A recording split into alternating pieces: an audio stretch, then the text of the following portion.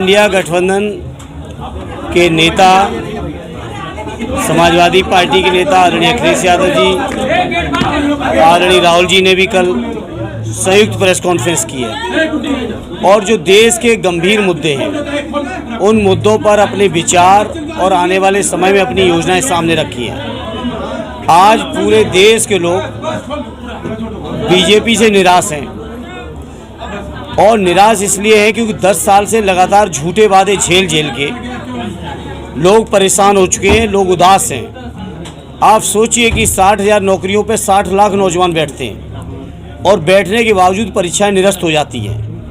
अग्निवीर की योजना, जहां हम लोग फौजी भाइयों की नौकरियां लगती थी, उनका पूरा जीवन सुरक्षित होता था, आज केवल 4 साल के अंदर उनका जीवन असुरक्षित है।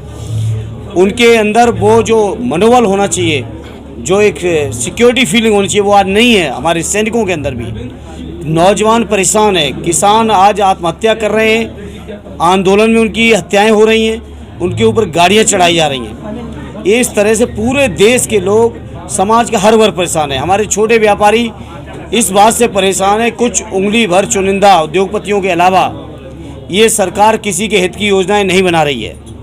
लगातार आपने देखा कि बीजेपी के लोगों ने किस कदर बड़े बड़े उद्योग घरानों पे छापे मरवा के ईडी, सीबीआई, इनकम टैक्स के छापे पड़े और 10 दिन, 5 दिन, 15 दिन के अंदर सैकड़ों करोड़, हजारों करोड़ बीजेपी को चंदा मिलता है।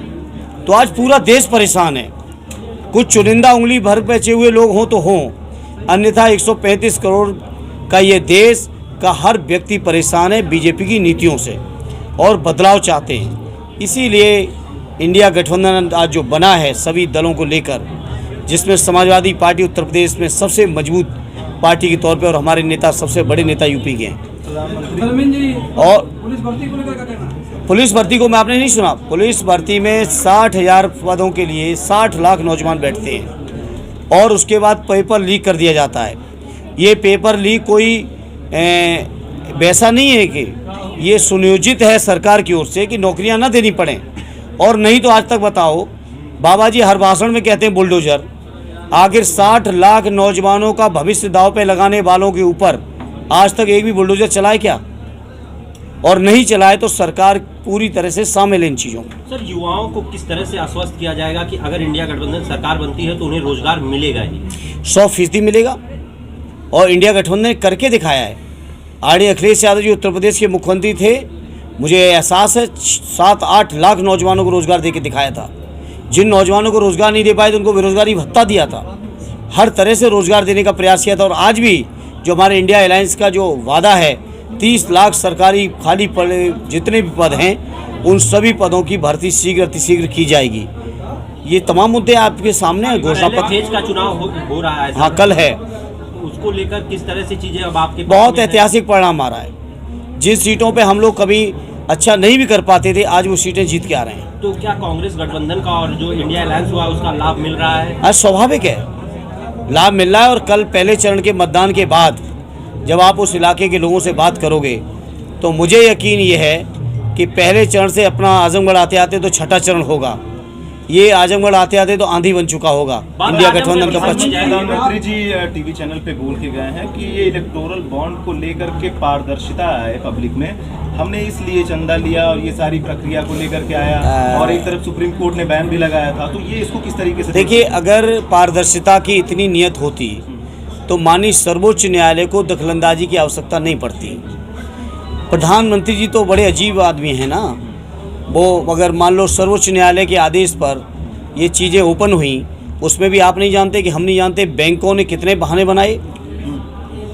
बताओ, स्टेट बैंक ऑफ इंडिया ने बहाने बनाए कि नहीं बनाए? शेयर नहीं कर रहे थे। अब बताओ, वो बात सच है कि प्रधानमंत्री जी कह रहे ये बात सच है?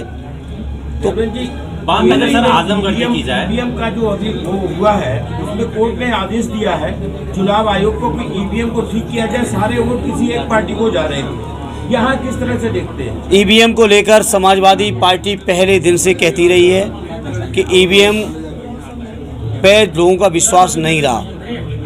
जिन चुनावों में हम लोग जीते, उन चुनावों को जीतने के बाद भी हम लोगों ने यही कहा कि ईवीएम को बदलना चाहिए। जिन देशों में ईवीएम बनी थी या टेक्नोलॉजी में जो देश हमसे बहुत आगे हैं, वहाँ भी बैलेट से चुनाव हो रहा है। वहाँ के लोग भी ईवीएम पे भरोसा नहीं कर रहे हैं। तो जब वहाँ के लोग नहीं कर रहे हैं तो हमारे देश में तो सवाल ही नहीं, और पूरे देश के जनमानस का ईवीएम से ऊपर भरोसा उठ चुका है। बात आजमगढ़ की जाए तो समाजवादियों पर बड़ा आरोप लगाते हुए दिनेश जी ने अब शब्दों का प्रयोग करते हुए भगोड़ा तक आपको राष्ट्रीय अध्यक्ष जी को कह दिया, वही अकीलों को गुंडा कह रहे हैं। अब इन सब बातों पे हम क्या बताएं? अब 25 मई को जनता बता देगी और 4 जून को परिणाम सुन लेना। इससे ज़्यादा मुझसे कुछ न कहलवाओ। सांसद जी, एक सवाल का जवाब दे दीजिएगा। एक साथी जेल में अरविंद केजरीवाल जी, तो उसको लेकर क्या कहना है? नहीं, अरविंद केजरीवाल साहब भी हैं, उधर हमारे हेमंत सोरेन साहब भी हैं, और इंडिया गठबंधन के तकरीबन सभी दलों के लोगों के ऊपर ईडी, सीबीआई, इनकम टैक्स की एजेंसीज या दिल्ली पुलिस की या केंद्र सरकार की एजेंसीज लगातार इस बात के लिए प्रयासरत हैं कि हमारे नेतागण प्रचार प्रसार में ना पाएँ। लेकिन वो नहीं जानते हैं ये देश का जनमानस ऐसा है जिसके साथ अन्याय होता है, फिर जनमानस उस अन्याय को बर्दाश्त नहीं करता है। सर, बेरोजगारी महंगाई के पत्रकार के सवाल पर सांसद जी का यह जवाब था कि नरेंद्र मोदी जी और योगी जी ने बच्चे पैदा नहीं किए, उन्होंने बेरोजगारी रोकी है। क्या एक पत्रकार के तौर पे आप संतुष्ट हैं उस जवाब से? जब नहीं हैं, आप जैसे विद्वान साथी नहीं संतुष्ट हैं तो कोई भी नहीं संतुष्ट हो सकता है। और ये अपनी नाकामी छुपाने के नित्य नए कुतर्क की शुरुआत हुई है। अभी आप देखिएगा बोर्ड पढ़ते पढ़ते या परिणाम आते आते क्या क्या तर्क निकलेंगे। सांसद जी, एक बात का जवाब दे दीजिएगा मुझे कि गोरखपुर के सांसद रवि किशन की पहली पत्नी ने आवाज़ उठाई है मुख्यमंत्री से मिलने के लिए, उसकी और उसकी बेटी के ऊपर FIR दर्ज कर दी जाती है और वो अपने हक और अधिकार के लिए लड़ रही है। तो ये कैसे देखते हैं आप? अभी अपर्णा ठाकुर ने खुद ट्वीट करके अपने एविडेंस दिए हैं कि रवि किशन से मेरी शादी हुई थी। अब कई कहानियाँ मैं व्यक्तिगत कहीं नहीं जाता हूँ, लेकिन ये सच है कि महिलाओं को न्याय मिलना चाहिए। और ये बीजेपी के लोग जो भाषण और बयानों में बहुत सुचिता की बात करते हैं, बहुत चरित्र निर्माण की बात करते हैं, इन पार्टी की लीडरशिप को विचार करना चाहिए कैसे कैसे लोग उनके दल में हैं। तो मुख्यमंत्री से मिलने के नाम पे उसके खिलाफ FIR दर्ज कर दी गई उसके। अब इसका जवाब तो सरकार या मुख्यमंत्री दे सकते हैं, हम कैसे दे सकते हैं?